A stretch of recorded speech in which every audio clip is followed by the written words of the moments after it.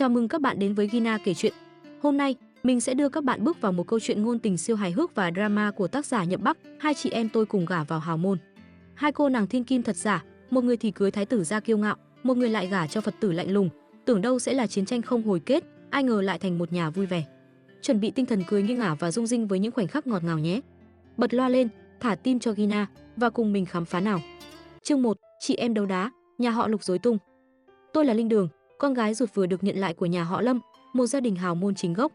Sau 15 năm thất lạc, tôi tưởng đời mình sẽ lên hương, nào ngờ lại rơi vào một mớ drama không hồi kết với Linh An, cô con gái giả từng chiếm vị trí của tôi suốt bao năm. Từ ngày tôi trở về, hai chị em cứ như chó với mèo, ngày nào cũng đấu đá, so kè đủ thứ trên đời. Nhưng không ai ngờ, số phận chéo ngoe đến mức cả hai lại cùng gả vào nhà họ Lục, trở thành chị em dâu chính thức. Mọi chuyện bắt đầu từ cái hôn ước rối rắm giữa nhà họ Lâm và nhà họ Lục. Ban đầu, tôi được đính hôn với Lục Diễn, thái tử gia kiêu ngạo của nhà họ Lục. Nhưng Linh An và anh ta đã tình trong như đã từ lâu, khiến tôi chẳng còn cơ hội chen chân. Mẹ tôi, với tư duy hào môn không sợ drama, thẳng tay quyết định, vậy thì gả cả hai đi. Thế là tôi bị đẩy sang Lục Hoài, em trai của Lục Diễn, một người trầm lặng như Phật tử, còn Linh An thì đắc ý ôm trọn Lục Diễn. Từ chị em đấu đá, chúng tôi thành chị em dâu đối đầu. Nhưng truyền thống so kè thì không bao giờ ngừng. Hôm đó, tôi đang ngồi trong phòng khách nhà họ Lục, xoa cái lưng đau nhức vì làm việc quá sức, thì Linh An từ đâu lao đến, mặt hớn hở như vừa trúng số. Công ty tôi tháng này lãi 5 vạn rồi. Cô ấy vinh váo tuyên bố, tay chống nạnh, mắt lườm tôi đầy thách thức. Tôi nhếch môi, chẳng thèm ngẩng đầu lên, đáp gọn, tôi 6 vạn. Linh An cứng họng, mặt chuyển từ đắc ý sang xị xuống trong vòng 3 giây. Nhưng cô ấy không chịu thua dễ dàng đâu. 1 phút im lặng trôi qua, cô ấy đột nhiên bật dậy, giọng điệu đầy kiêu ngạo, chồng tôi 18 cm, còn có cơ bụng 8 múi, cậu thua chưa? Tôi xít phì cười. Đúng là chỉ có Linh An mới nghĩ ra kiểu so sánh này. Tôi liếc cô ấy một cái, bình thản đáp, chồng tôi cũng có. Cô ấy trừng mắt nhìn tôi, rõ ràng không tin, thật không? Lục Hoài mà có cơ bụng á, cậu đừng có bịa chuyện. Tôi nhún vai, tối qua vừa kiểm tra xong, không tin thì tự đi hỏi anh ấy. Linh An nghẹn lời, cuối cùng phẩy tay, thôi được, lần sau thì tiếp. Rồi cô ấy ôm gối ngồi phịch xuống sofa, vẻ mặt ấm ức như trẻ con bị mất kẹo. Tôi thở dài, đúng là sống chung với Linh An, ngày nào cũng như diễn hài. Chưa kịp yên ổn được bao lâu, Linh An bỗng bật dậy, mắt đỏ hoe, lao đến ôm tôi khóc lóc thảm thiết, chồng tôi có tiểu tam rồi, hu hu, tôi muốn ly hôn. Tôi giật mình, suýt làm rơi cốc trà trên tay. Cái gì? Tiểu tam ở đâu ra vậy? Tôi vội hỏi, trong lòng thầm nghĩ chẳng phải Lục Diễn với cô ấy đang tình trạng ý thiếp sao? Linh An run run đưa điện thoại cho tôi xem. Trên màn hình là một bức ảnh, một cô gái lạ mặt nép vào lòng Lục Diễn, cười e thẹn với máy ảnh, bên cạnh là quần áo nam nữ vứt bừa bãi trên giường. Tôi nhíu mày nhìn kỹ, thấy Lục Diễn trong ảnh còn đang nhắm mắt, trông chẳng giống chủ động chút nào. Có khi nào là bẫy không? Cậu xem anh ta còn ngủ mà. Tôi phân tích, cố gắng giữ bình tĩnh. Linh An vuốt sang trái, để lộ một gói thuốc kích thích nằm lăn lóc trên bàn. Bẫy cái gì mà bẫy? Đây là thư ký mới của anh ta, từ ngày cô ta đến, Lục Diễn bắt đầu lạ lắm rồi. Cô ấy gào lên, nước mắt rơi lã chã. Tôi tặc lưỡi, trả lại điện thoại, ly hôn đi, nhất định phải ly hôn. Chị em mình không chịu nổi cái ấm ức này đâu. Linh An ôm tôi khóc thêm một lúc, rồi đột nhiên ngẩng lên, mắt vẫn đỏ nhưng giọng đầy quyết tâm, cậu vừa bảo chồng cậu cũng có tiểu tam, đúng không? Vậy cậu cũng ly hôn đi, đừng nói mà không giữ lời. Tôi cứng người, gãi mũi ngại ngùng. Thực ra, tôi chỉ thuận miệng nói theo cô ấy thôi. Chuyện giữa tôi và Lục Hoài, vị Phật tử lạnh lùng kia, vốn chẳng có thật. Cuộc hôn nhân của chúng tôi chỉ là giao kèo thương mại, tình cảm thì bằng không, sinh hoạt vợ chồng thì đếm trên đầu ngón tay. Nhưng nếu Linh An đã muốn ly hôn, tôi ở lại nhà họ Lục một mình thì vui gì nổi. Nghĩ vậy, tôi gật đầu quả quyết, ly hôn. Cậu ly thì tôi cũng ly, chị em mình cùng tiến cùng lùi. Linh An nghe xong, phấn khởi đứng bật dậy, được, vậy giờ thu dọn đồ luôn đi. Tôi vội kéo cô ấy ngồi xuống, liếc mắt về phía bà Vương, người giúp việc đang lấm lét đứng ở cửa bếp, nhỏ tiếng thôi, để bà Vương nghe được rồi mách lên nhà chính thì to đấy. Nhà họ Lục có ông cụ bảo thủ, ghét nhất là chuyện ly hôn. Linh An xị mặt, rõ ràng cũng nghĩ đến điều này. Tôi xoa lưng, tiếp tục thuyết phục, hôm nay tôi còn cuộc họp, cậu thì có dự án hợp tác phải bàn, chẳng lẽ để thua tôi à? Cô ấy lập tức cảnh giác, không đời nào, đàn ông có ra gì đâu mà ảnh hưởng đến sự nghiệp của tôi.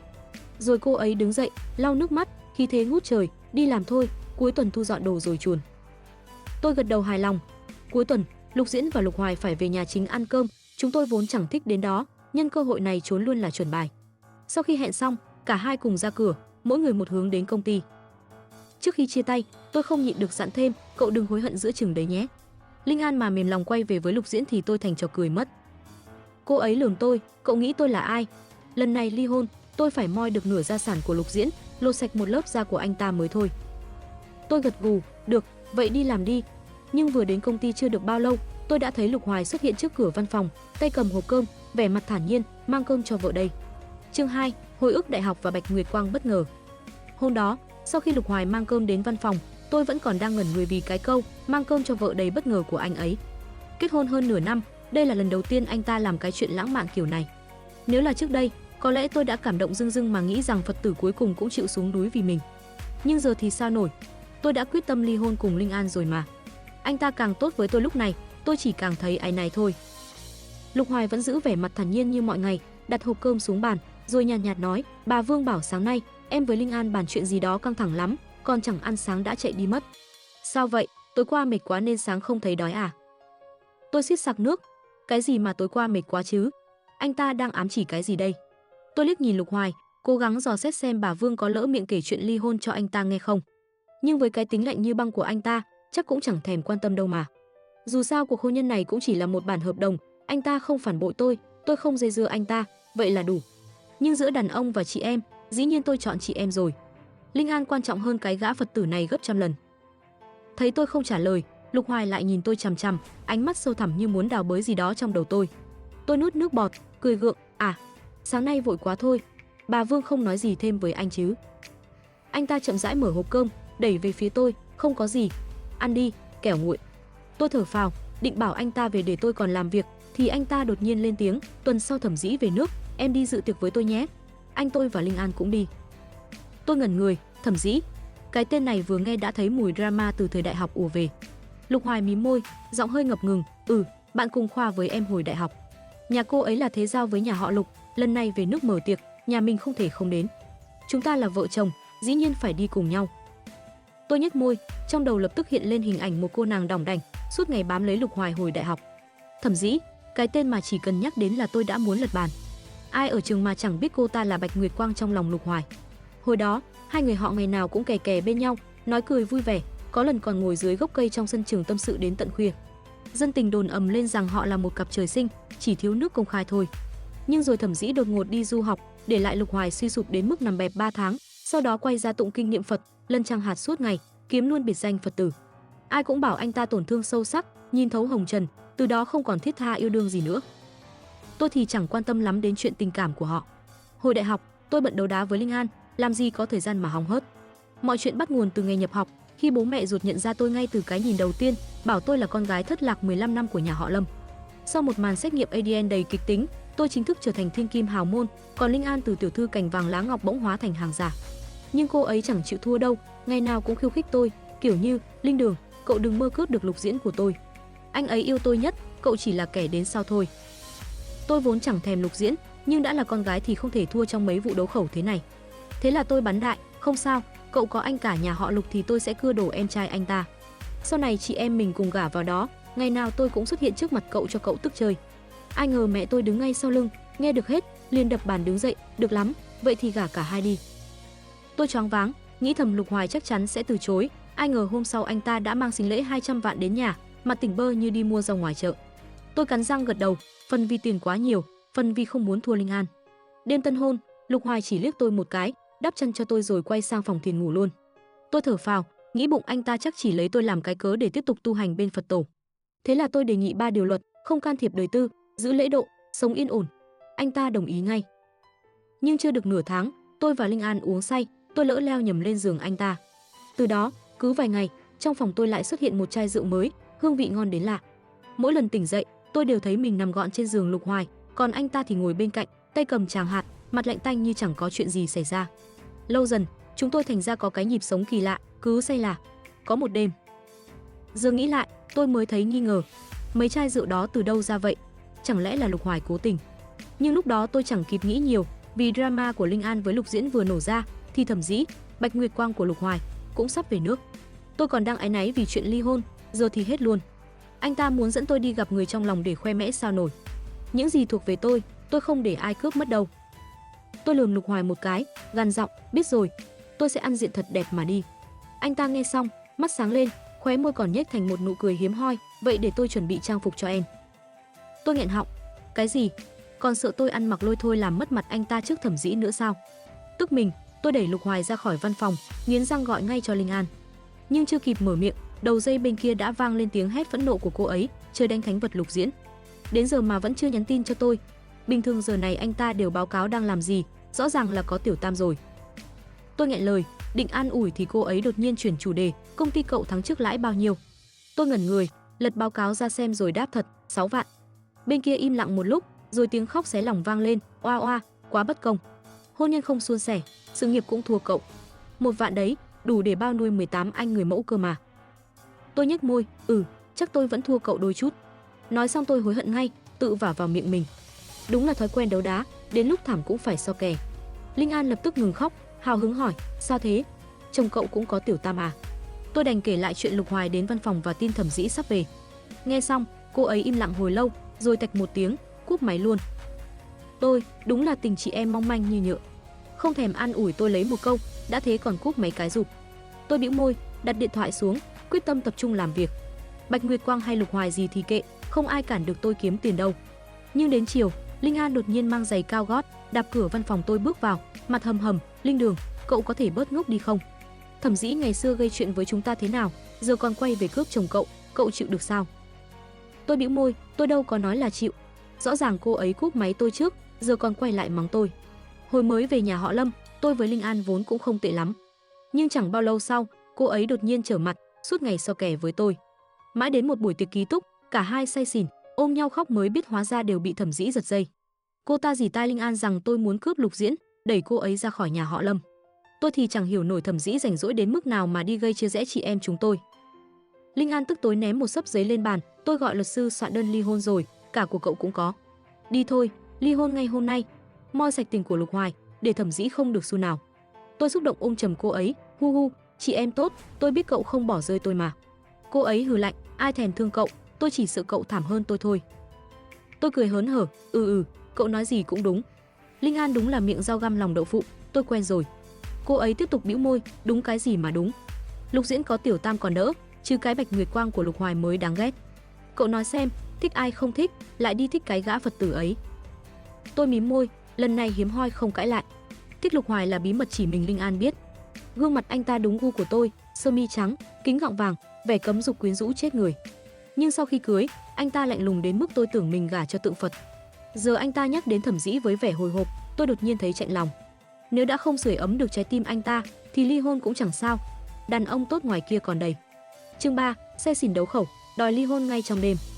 Sau khi Linh An đạp cửa văn phòng tôi với khí thế ngút trời, tôi biết ngay tối nay không thể yên ổn được nữa.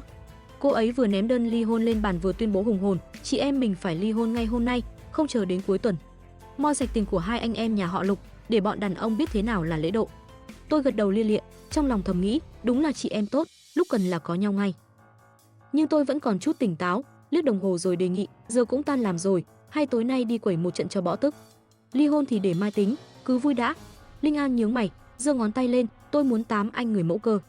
Tôi cười lớn, được thôi, chị em mình bao cả đội luôn. Thế là tôi kéo cô ấy thẳng đến quán bar của mình, một nơi từng suýt phá sản, nhưng nhờ bố tôi mua lại và giao cho tôi quản lý, giờ đã thành của nhà chồng được để chị em chúng tôi tung hoành. Hồi mới về nhà họ Lâm, tôi và Linh An từng được giao 2 món quà thử thách, tôi nhận quán bar sắp sập, còn cô ấy được một tiệm thẩm mỹ bên bờ vực phá sản. Hai chị em vừa cạnh tranh vừa động viên nhau, cuối cùng vực dậy được cả hai. Bố tôi mừng ra mặt, sau khi tốt nghiệp còn thưởng mỗi đứa một công ty để quản lý. Bình thường rảnh rỗi, tôi hay đến quán bar quẩy, còn Linh An thì kéo tôi sang spa làm đẹp. Nhưng từ ngày cưới hai anh em nhà họ Lục, chúng tôi ít đi lắm. Giờ cả hai đều sắp ly hôn, còn sợ gì nữa mà không bung xóa. Vừa ngồi xuống bàn VIP, tôi gọi ngay vài ly rượu mạnh. Linh An cầm ly lên, uống một hơi cạn sạch, rồi đột nhiên ôm tôi khóc lóc, hu hu, Linh Đường, cậu nói xem sao tôi khổ thế này. Làm tiểu thư nhà họ Lâm hơn 10 năm hóa ra là giả, cướp vị hôn phu của cậu thì anh ta lại có tiểu tam. Lục Diễn còn chẳng có 18 cm như tôi khoe đâu, ngày nào cũng không quấn quýt bên tôi. Chắc chắn mỗi lần không về nhà là anh ta đi với tiểu tam rồi. Hu hu, sao tôi lại thua cậu nữa chứ? Tôi xít phì cười, vỗ vai cô ấy an ủi, cậu nghĩ tôi sướng hơn chắc. Tôi với Lục Hoài nửa tháng mới có một lần, mà lần nào cũng phải say mới dám chủ động. So với cậu, chắc tôi mới là người thua thảm đây. Linh An nghe xong, bực mình chậc một tiếng, đến chuyện này cậu cũng muốn so với tôi à? Tôi buột miệng, dĩ nhiên rồi, chị em mình đấu đá là không bao giờ dừng. Cô ấy lườm tôi một lúc, rồi đột nhiên cầm điện thoại lên, mắt sáng rực, được thôi, Vậy lần này thi xem ai đòi ly hôn trước. Ai thua phải chuyển hết lợi nhuận thắng này cho người thắng. Tôi đang ngà ngà say, chẳng nghĩ ngợi gì, rút điện thoại ra gật đầu, chấp luôn. Bắt đầu nào. Thế là hai chị em nhìn nhau, đồng loạt bấm gọi cho hai anh em nhà họ Lục. Chờ khoảng mười mấy giây, Lục Diễn nghe máy trước, giọng ngọt xớt, "Vợ yêu, nhớ anh rồi đúng không?" Linh An nhếch môi cười với tôi, rồi hét lớn vào loa, "Nhớ cái đầu anh." "Lục Diễn, tôi nói cho anh biết, tôi muốn ly hôn. Anh thích qua lại với Tiểu Tam thì cứ việc, tôi không thèm hầu hạ nữa. Đồ đàn ông bẩn thỉu, cút ngay đi." Tôi nheo mắt, nghe tiếng Lục Diễn bên kia hoảng loạn, Gì cơ? Em yêu, em say rồi đúng không? Sao tự nhiên đòi ly hôn? Em nói gì đi, đừng làm anh sợ mà." Tôi còn chưa kịp cười nhạo thì Lục Hoài bên này cũng bắt máy, "Sao vậy, bà xã?" Chỉ vì anh ta nghe máy chậm hơn vài giây, tôi có nguy cơ mất trắng lợi nhuận tháng này, thế là cơn giận bùng lên ngùn ngụt. Tôi cười lạnh, mở miệng mắng xối xả, "Bà xã cái gì mà bà xã, tôi không đảm đương nổi đâu." "Lục Hoài, chắc anh trong lòng sướng lắm rồi chứ gì. Thẩm Dĩ sắp về nước, tôi nhường chỗ cho cô ta đây. Ly hôn đi, đơn tôi chuẩn bị xong rồi, mai tôi ném thẳng vào mặt anh. Cưới anh về nửa tháng mới có một lần, khác gì thủ tiết đâu. Tôi đi tìm người mẫu nam đây, anh cứ giữ thân cho Bạch Nguyệt Quang của anh đi, tôi không thèm." Tôi cúp mấy cái giục, giật luôn điện thoại của Linh An cúp luôn, nói nhiều làm gì, tốn thời gian uống rượu. Không biết hai chị em đã uống bao nhiêu ly, đến khi Linh An gục xuống bàn ngủ say sưa, tôi cũng bắt đầu thấy trời đất quay cuồng. Tôi ngáp một cái, đẩy cô ấy, "Đừng ngủ ở đây, lạnh lắm. Để tôi đi vệ sinh cái rồi về căn hộ của tôi nhé." Vốn định cuối tuần mới đòi ly hôn, ai ngờ vài ly rượu vào là quên hết kế hoạch. Thôi kệ, dù sao cũng không phải lỗi của chúng tôi, có drama thì cứ để nó nổ to hơn nữa. Linh An bị tôi lắc cho tỉnh, vẫy tay, "Đi đi, tôi đợi cậu." Tôi loạng choạng đứng dậy, dựa vào tường mò vào nhà vệ sinh. Rửa mặt xong, đầu óc tỉnh táo hơn một chút, tôi lảo đảo quay lại, "Linh An, dậy nào, về thôi." Nhưng còn chưa thấy bóng dáng cô ấy đâu, tôi đã đâm sầm vào một bức tường thịt. Tôi bực mình ngẩng lên, định mắng, ai không có mắt vậy. Nhưng khi nhìn rõ gương mặt quen thuộc với vài phần giận dữ, tôi ngẩn người, rồi bật cười, đúng là say quá hóa ảo giác, còn tưởng Lục Hoài đến nữa chứ. Không quan tâm anh là ai, tránh ra, tôi phải đưa Linh An về. Người đàn ông trước mặt không nhúc nhích, còn kéo tôi vào lòng. Tôi sững sờ, ngửi thấy mùi đàn hương quen thuộc, cái mùi mà ngoài mấy ông hòa thượng trong chùa thì chỉ Lục Hoài mới có. Đầu óc tôi tỉnh hẳn, thật sự là anh ta sao? Giây tiếp theo, giọng trầm thấp của Lục Hoài vang lên, "Sao vậy, đến chồng mình mà cũng không nhận ra à?" Tôi cố vùng ra, "Lục Hoài, anh..." Nhưng chưa kịp nói hết câu, tôi đã thấy anh ta nhìn tôi với vẻ mặt ấm ức hiếm có. Hôm nay anh ta lại mặc sơ mi trắng, đeo kính gọng vàng, yết hầu nhấp nhô đầy quyến rũ. Trời ơi, ai mà chịu nổi chứ? Tôi còn chưa kịp phản ứng, Lục Hoài đã dùng một tay bế tôi lên, đi thẳng ra ngoài, không nhận ra thì phải phạt thôi. Tôi hoảng hốt ôm cổ anh ta, "Khoan đã, Linh An còn trong kia." Anh ta thản nhiên đáp, "Cô ấy về rồi." Tôi trợn mắt, "Về từ bao giờ? Sao không nói với tôi một tiếng? Đúng là chị em nhựa, bỏ rơi tôi không thương tiếc." Tôi cố vùng vẫy nhảy xuống, nhưng Lục Hoài giữ chặt, bế tôi ra bãi đỗ xe, rồi thẳng tay đặt tôi vào trong xe. Tôi hít một hơi, định mắng tiếp thì anh ta giật lấy điện thoại của tôi, ôm tôi vào lòng, giọng trầm trầm, "Linh Đường, đến giờ em vẫn chỉ quan tâm mỗi Linh An thôi sao? Để ý đến anh một chút không được à? Làm ơn." Chương 4, Phật tử rơi lệ, bí mật trong phòng thiền. Sau cái đêm say xỉn ở quán bar, tôi bị Lục Hoài trừng phạt đến mức sáng hôm sau tỉnh dậy mà người vẫn còn mỏi rã rời.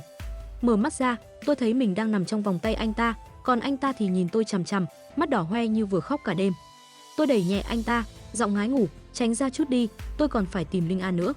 Ai ngờ anh ta không những không buông mà còn siết chặt hơn, giọng run run, "Đừng rời xa anh, đừng rời xa anh."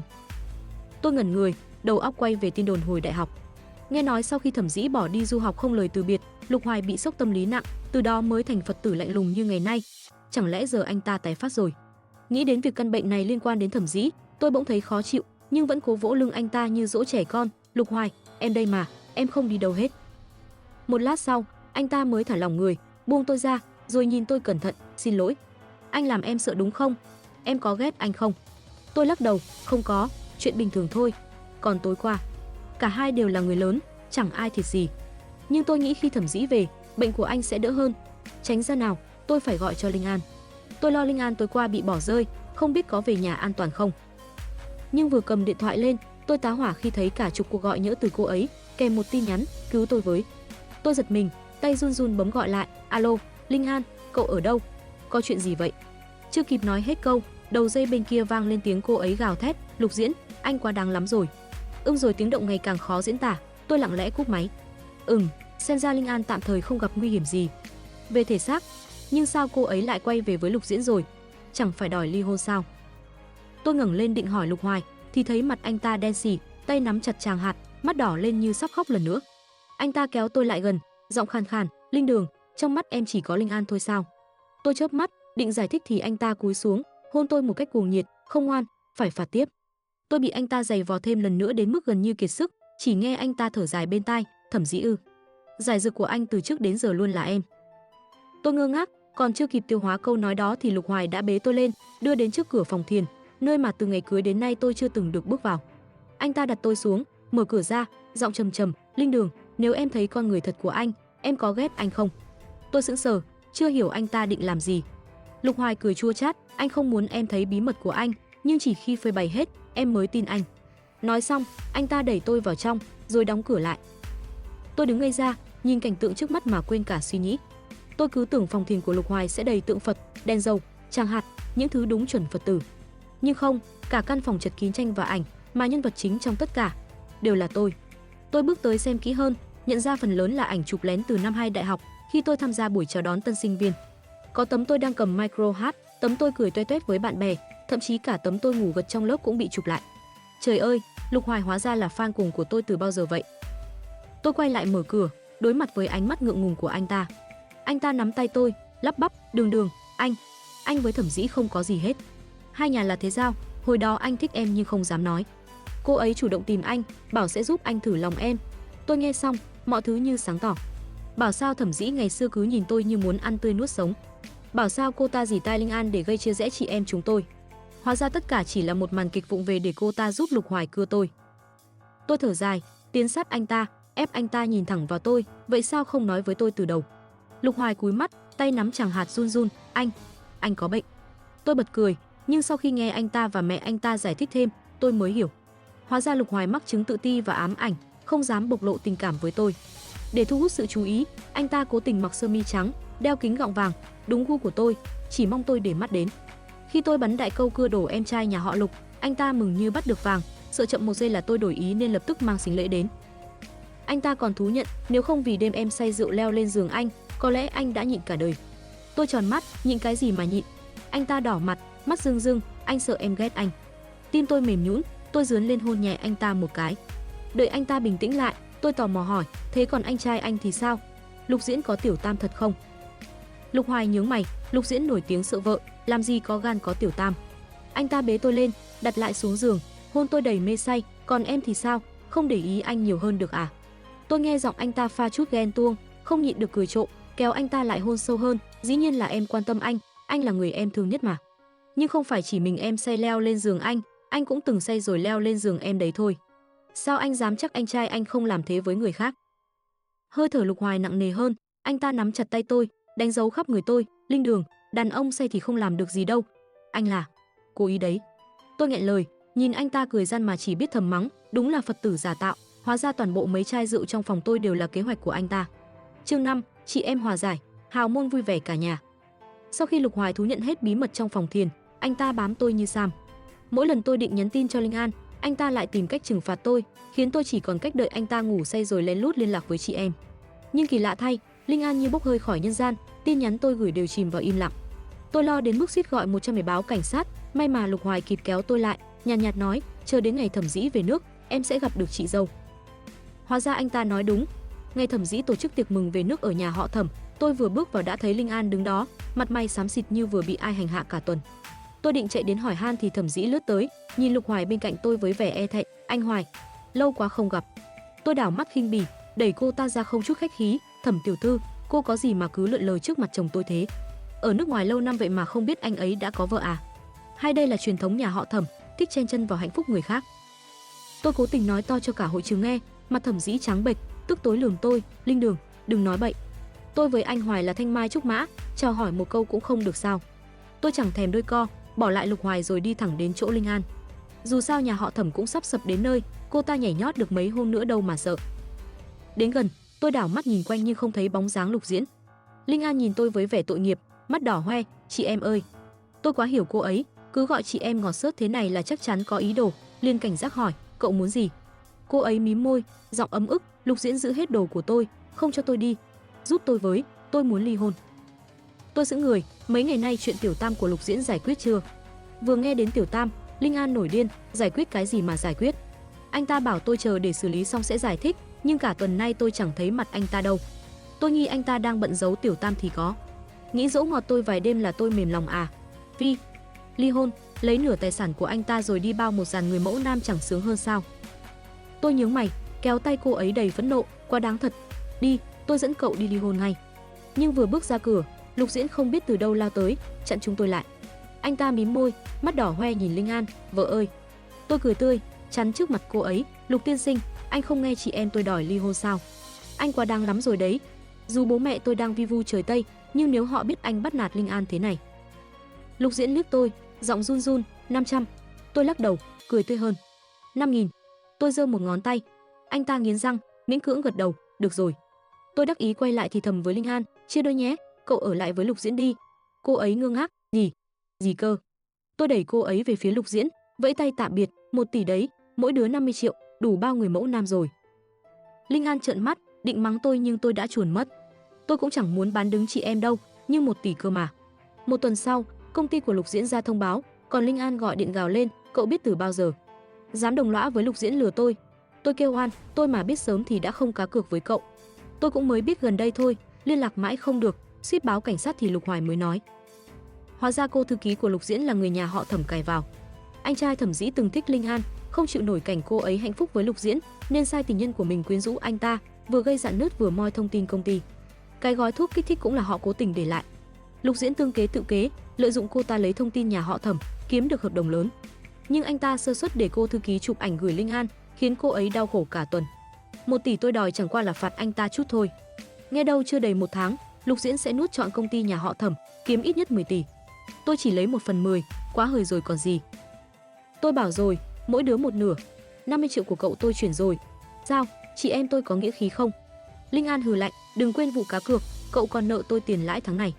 Tôi định cãi thì Lục Hoài từ sau ôm lấy tôi, hiếm lắm mới được đi du lịch, em còn nghĩ đến người khác sao? Tôi cười, đặt điện thoại xuống, ôm lại anh ta, không đâu, em chỉ nghĩ đến anh thôi, chồng yêu. Ngay sau đó, Lục Diễn chuyển thêm 3 triệu vào tài khoản tôi, ghi chú, cầm miệng. Hiểu rồi, anh ta sợ tôi phá không gian riêng của họ. Vì 3 triệu này, tôi im thin thít cả ngày. Nhưng tôi không liên lạc với Linh An không có nghĩa cô ấy không liên lạc với tôi đâu. Thương vụ này, tôi lãi to rồi. Tôi cười rạng rỡ nhìn Lục Hoài, kéo anh ta ra ban công, rồi phát hiện một chai rượu quen thuộc. Tôi nghiến răng, hóa ra mấy chai rượu trong phòng tôi là anh cố tình à? Lục Hoài đỏ mặt, gật đầu, anh muốn em chủ động với anh. Tôi cố ý trêu, vậy giờ tôi chủ động nhé. Anh ta ngẩn người, mặt đỏ rực như ánh hoàng hôn. Tôi cười hài lòng, định quay lại lấy điện thoại nhắn Linh An, nhưng Lục Hoài nhanh chóng đẩy tôi vào tường, mắt tối lại, ý kiến hay, thử luôn nhé. Tôi hoảng hốt, không, tôi đùa thôi. Nhưng anh ta không cho tôi chạy, ôm chặt tôi không buông. Ánh mặt trời dần lặn, tôi dã rời tựa vào Lục Hoài, thầm mắng, đúng là không thể chơi đàn ông khi họ đã nếm mùi. Còn Linh An thì sao? Thôi kệ, về nước rồi tính tiếp. Chị em chúng tôi từ đấu đá thành hòa thuận, nhà họ Lục cũng vui vẻ cả nhà, vậy là viên mãn rồi. Chính Văn Hoàn, phiên ngoại, chị em đấu đá, ai là nàng dâu số 1? 1 năm sau ngày tôi và Linh An hòa giải ở nhà họ Lục, cuộc sống của chị em chúng tôi tưởng chừng sẽ yên bình như nước chảy mây trôi. Nhưng không, truyền thống đấu đá của hai thiên kim nhà họ Lâm chẳng bao giờ chết cả. Chỉ khác là giờ đây, chúng tôi không so kè lợi nhuận hay chiều dài cơ bụng của chồng nữa, mà chuyển sang một chiến trường mới, ai là nàng dâu được yêu chiều nhất nhà họ Lục.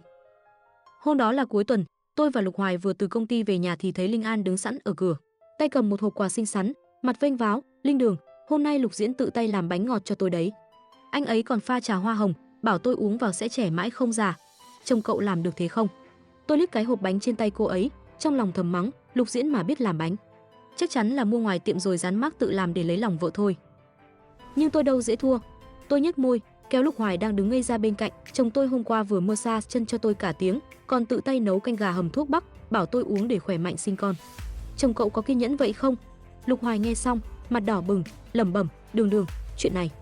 Tôi lườm anh ta một cái, anh ta lập tức im thin thít, ngoan ngoãn đứng làm đạo cụ sống cho tôi khoe khoang. Linh An nghẹn họng, nhưng nhanh chóng phản công, massage chân thì có gì ghê gớm. Tuần trước Lục Diễn còn mua cho tôi một bộ trang sức ngọc trai, nói tôi đeo vào sẽ thành nàng dâu xinh đẹp nhất nhà họ Lục. Chồng cậu tặng gì nào?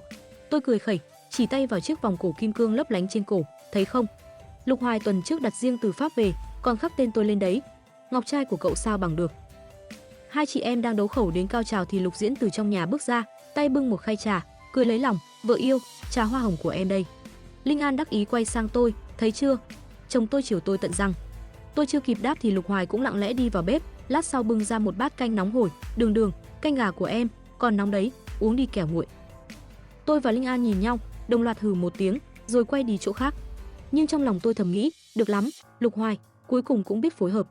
Đúng lúc đó, bà Vương, người giúp việc kỳ cựu của nhà họ Lục, đi ngang qua, cười tủm tỉm, hai cô chủ cứ đấu đá thế này, nhưng ông cụ bảo cả hai đều là nàng dâu tuyệt nhất nhà họ Lục đấy. Tuần sau sinh nhật ông, hai cô nhớ chuẩn bị quà thật hoành tráng nhé. Linh An nghe xong, mắt sáng rực, được thôi, tôi sẽ tặng ông cụ một bức tranh thêu tay, bảo Lục Diễn thêu cùng tôi, thể hiện lòng hiếu thảo. Tôi không chịu thua, thêu tay thì có gì khó. Tôi sẽ tặng ông cụ một bộ cờ tướng bằng ngọc bích, bảo Lục Hoài khắc từng quân cờ, vừa sang vừa ý nghĩa. Lục Hoài đứng bên cạnh, mặt tái mét, Đường Đường, anh không biết khắc cờ. Tôi quay sang lườm, không biết thì học. Chồng chị dâu thêu được, anh không làm được à? Lục Diễn cũng khổ không kém, kéo Linh An thì thầm, vợ ơi, anh không biết thêu đâu. Linh An trừng mắt, không biết thì tập. Chồng em dâu khắc được, anh thua sao nổi. Hai anh em nhà họ Lục nhìn nhau, đồng loạt thở dài, nhưng vẫn ngoan ngoãn gật đầu. Tôi và Linh An cười đắc ý, trong lòng thầm nghĩ, chị em mình đúng là vô địch, đến chồng cũng phải nghe lời răm rắp. Đến ngày sinh nhật ông cụ, cả nhà họ Lục náo nhiệt như hội. Linh An và Lục Diễn mang đến bức tranh thêu tay, tuy hơi lệch vài đường kim nhưng ông cụ vẫn khen tấm tắc. Tôi và Lục Hoài thì tặng bộ cờ tướng ngọc bích, mấy quân cờ hơi méo một chút vì Lục Hoài vụng về, nhưng ông cụ vẫn cười vui vẻ, hai đứa con dâu này đúng là bảo bối của nhà họ Lục. Đấu đá thế nào cũng được, miễn là đừng ly hôn là ta vui rồi. Tối đó, tôi và Linh An ngồi uống trà, nhìn hai ông chồng đang cắm cúi rửa bát trong bếp vì thua cược với chúng tôi. Linh An nhếch môi, chồng cậu rửa bát nhanh hơn chồng tôi rồi đấy. Tôi cười lớn, chồng cậu rửa sạch hơn chồng tôi kìa. Hai chị em lại lao vào đấu khẩu, nhưng lần này chẳng còn căng thẳng nữa, mà chỉ toàn tiếng cười vang khắp nhà. Hào môn nhà họ Lục từ nay chắc chắn sẽ không bao giờ yên tĩnh, nhưng như thế mới vui, đúng không? Toàn văn hoàn. Thế là câu chuyện hai chị em tôi cùng gả vào hào môn của tác giả Nhậm Bắc đã khép lại rồi. Các bạn thấy sao? Linh Đường và Linh An có làm bạn bật cười không? Hay Lục Hoài với Lục Diễn khiến bạn tan chảy? Đừng quên để lại bình luận chia sẻ cảm nhận của bạn nhé. Nếu thích video này, hãy nhấn thích, đăng ký kênh Gina kể chuyện và nhấn chuông để không bỏ lỡ những câu chuyện thú vị tiếp theo. Hẹn gặp lại các bạn trong video sau. Bye bye nha.